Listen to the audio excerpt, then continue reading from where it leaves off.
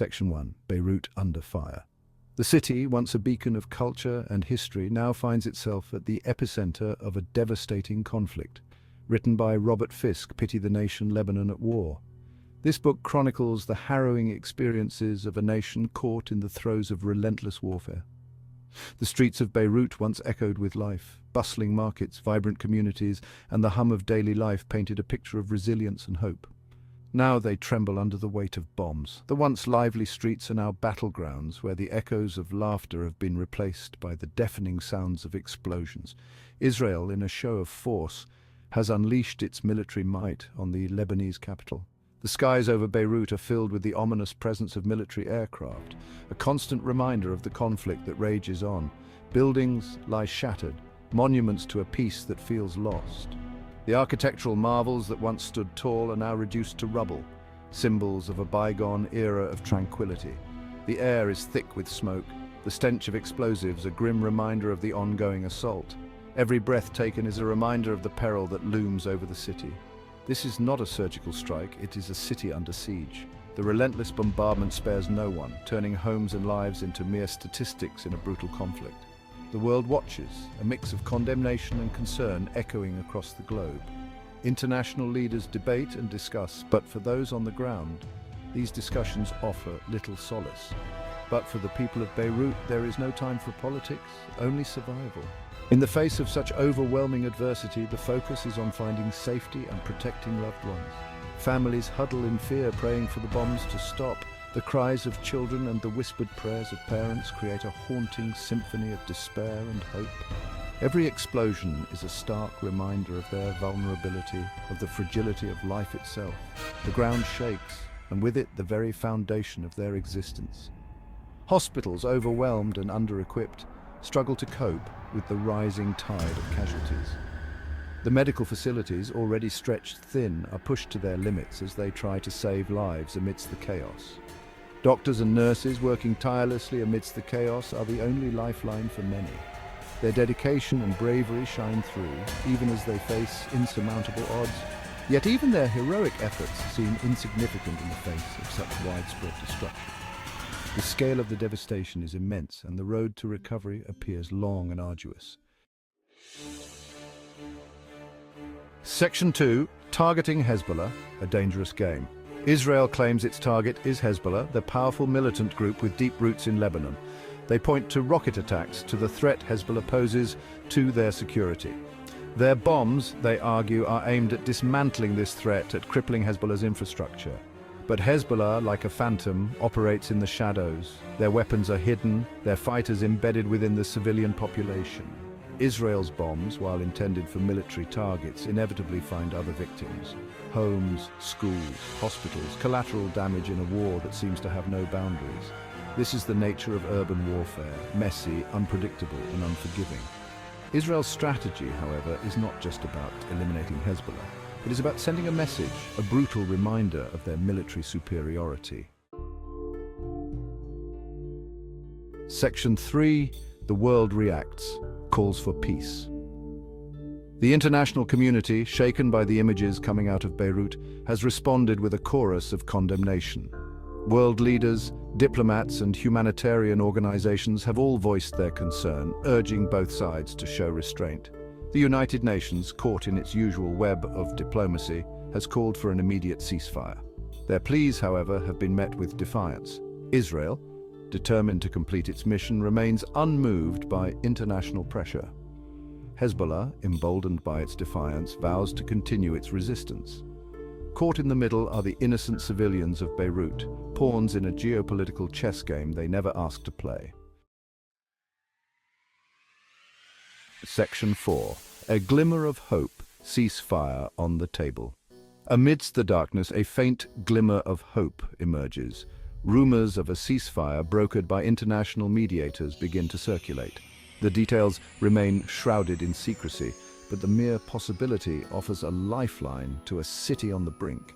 The Lebanese government, caught between its responsibility to protect its citizens and the reality of Hezbollah's presence, walks a tightrope. They know that any lasting solution must address the root causes of this conflict, not just its symptoms. For now, the bombs continue to fall, each explosion a setback to the fragile hope for peace.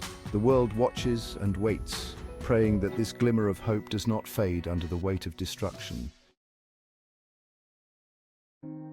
Section 5. A city in crisis, the human cost of war. Beyond the political rhetoric and military objectives lies a stark reality. Beirut is bleeding. The city, once a vibrant hub of culture and commerce, now stands as a grim testament to the devastation of war. The human cost of this conflict is etched on the faces of its people. Families torn apart, homes reduced to rubble, and dreams shattered. The children who should be playing in the streets now wear expressions of fear and confusion, lives shattered by the indiscriminate nature of war. The psychological scars run deep, affecting generations to come. The streets, once bustling with life, are now eerily deserted. Shops that once thrived are now closed, their windows shattered, their owners gone. Those who remain live in a constant state of fear, their lives dictated by the unpredictable rhythms of conflict. Their days punctuated by the sounds of explosions and the wail of sirens. Each sound a reminder of the ever-present danger. Food and water are scarce, electricity intermittent at best. Basic necessities have become luxuries and survival is a daily struggle. The elderly, the sick, and the young are the most vulnerable in this crisis. They face the harshest conditions with limited access to medical care and support. Trapped in their homes, they are at the mercy of a conflict they do not understand. Their lives are confined to the walls of their homes, where safety is never guaranteed. They are at the mercy of a conflict they do not understand. For them, the reasons behind the war are as elusive as the hope for peace. For them, every passing moment is a gamble, a test of endurance and resilience, a roll of the dice in a game where the stakes are life and death. The uncertainty of tomorrow looms large, casting a shadow over their every action. Section 6. Broken hospitals, exhausted heroes. The healthcare system in Beirut, already strained before the bombing, is now on the verge of collapse. Hospitals, overflowing with casualties, are running out of essential supplies. Medicines, bandages, even blood. Doctors and nurses, working around the clock in unimaginable conditions, are battling fatigue and despair. They are forced to make impossible choices, prioritizing patients based on the severity of their injuries. Even their skills and dedication cannot overcome the sheer scale of the suffering. The psychological toll on these medical professionals is immense.